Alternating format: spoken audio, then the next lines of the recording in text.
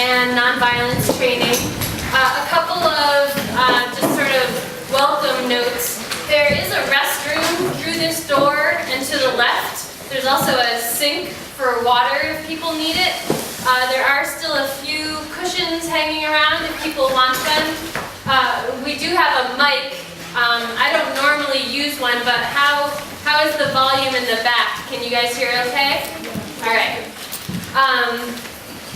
So to give you sort of the agenda of how the night is going to play out, we're going to take about an hour to do a Know Your Rights training for activists. We're going to go over the basic rights you have when you're out on the streets interacting with police officers. We'll also go over some of the more common crimes or infractions that activists in the past might face and what they are and what they mean to us. And then I'd ask that you save any questions for the end, and we can have a brief Q&A time period. Then I'm going to turn it over to Michael Kerrigan and Kelp. They will continue with the nonviolence training portion of the evening. You want to give a brief lowdown of what that looks like?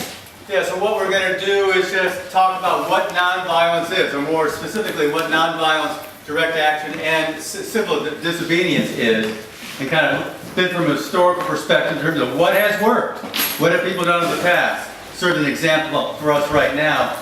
We will talk about occupation, hopes, and fears.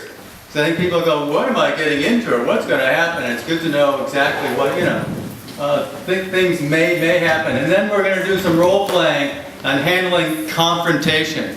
Because, everything's going to go well, things are fine, but it's good to be prepared to know that you have the skills and the teamwork and the team with you, that you can deal with problems if they come up. And then we're going to break into affinity groups where we'll explain more about that later, where people form small groups where they can make decisions about how they're going to participate in the action or scenarios we may come up with. The idea being is kind of building solidarity, developing skills, building confidence. So come Saturday, we're prepared and we're, fired up and ready to go. All right. So, because I may duck out after my portion of the event and come back, I just want everybody to know there are Know Your Rights brochures on the back table in English and Spanish. There's also a version for teens if any families want to bring their kids and want to kind of know the slight nuanced differences for juveniles. I also brought a bunch of my business cards, which on the back side has what you would say to a cop if you end up in their custody. We actually suggest that you just hand it to them and not say a word, but we'll get to that in just a minute. There's also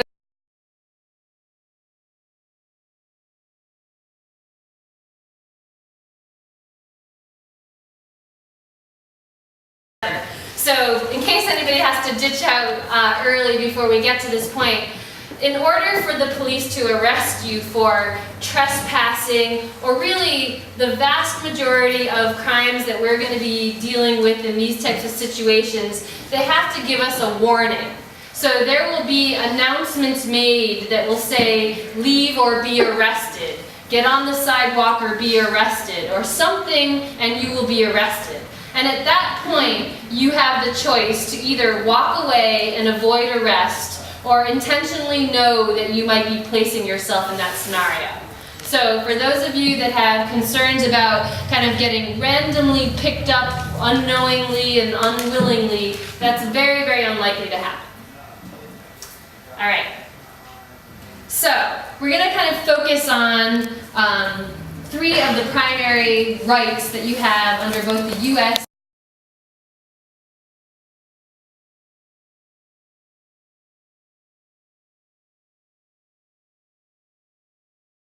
Your Fourth Amendment right to be free from unreasonable searches and seizures. This is also called your right to privacy. And of course, your First Amendment right.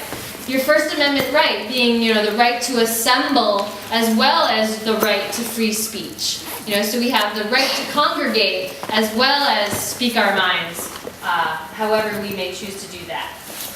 So your Fifth Amendment right is probably one of your most important. You've probably heard the phrase, I'm taking the Fifth. And what this means is you never, ever, ever have to answer a question put to you by anyone, except for a judge in a courtroom. So whether it's the FBI, the Joint Terrorism Task Force, sheriff, local police, your principal, your mother, you never have to answer questions put to you unless you're in a courtroom by a judge. The only way you ever have to answer those questions is if you willingly consent to answering them. That's an absolute right. You don't even have to say your name, though we will discuss what the possible ramifications of that will be. So the bottom line, if you don't remember anything else regarding the Fifth Amendment, is you never have to answer anything put to you by anyone.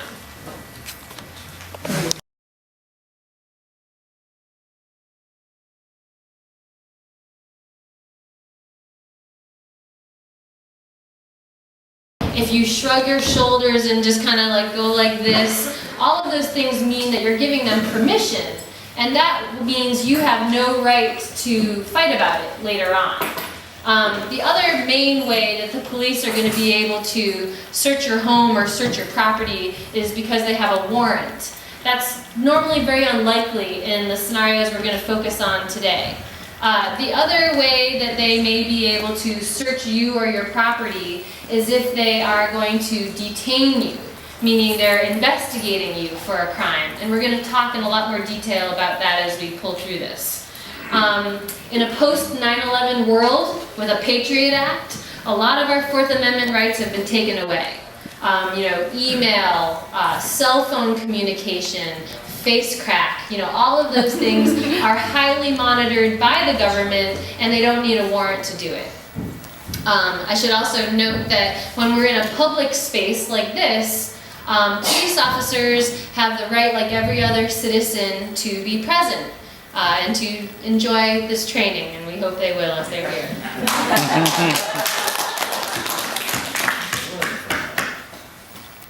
So, okay, your First Amendment right, I think we all know this, but don't forget that the First Amendment allows us to assemble, to grieve our issues with the government, and especially in what's called public forums. In the law, there are two different kinds of forums. There's a public forum and a private forum. You have the most constitutional rights to First Amendment expression in a public forum. And the general gist of this is, if traditionally we would expect that free speech occurred at that type of place, then it's going to be protected. Public sidewalks, public parks, places called Free Speech Plaza, national forests, all of those have been deemed public forums, which means we have the most expansive rights to express ourselves. That can be in burning the flag, that can be in using profanity. All of those might be the edges of what we consider free speech, but they're all protected First Amendment expression.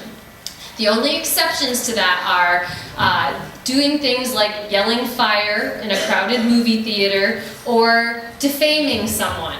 If I say you have a loathsome disease and it's not true, and you end up losing money because of my false statement, that's what slander and libel and defamation are. And those aren't protected. But everything else basically is. Everything else.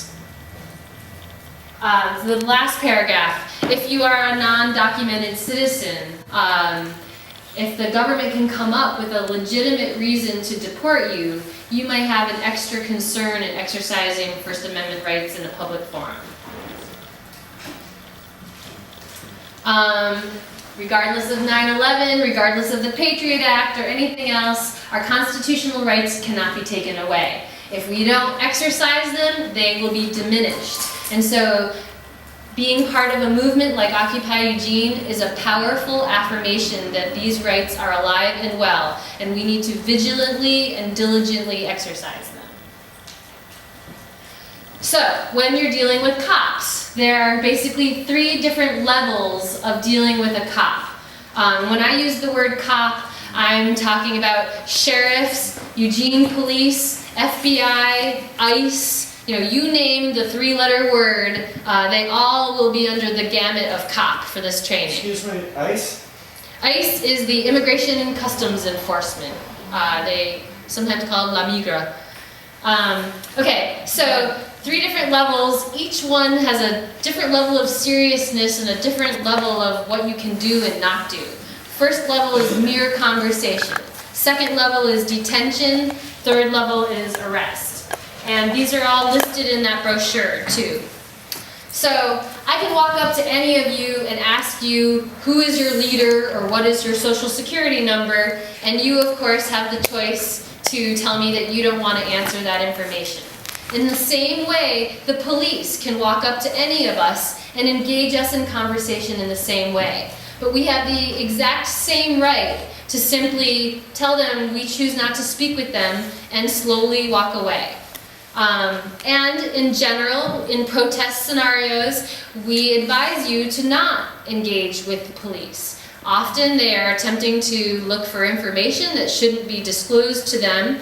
If they think that they've got an easy source of information, you will be contacted repeatedly, usually by them. And you never know what you're saying and how it might be used against yourself or others. The other thing too, without a witness, your statements could be misconstrued or changed in some way. When you are interacting with police, if you choose to do that, you should be aware that you are likely being recorded. Almost all police officers these days have audio, if not video, recording capabilities on them at all times. So we advise that if you choose not to speak with the police, you should politely but firmly simply walk away.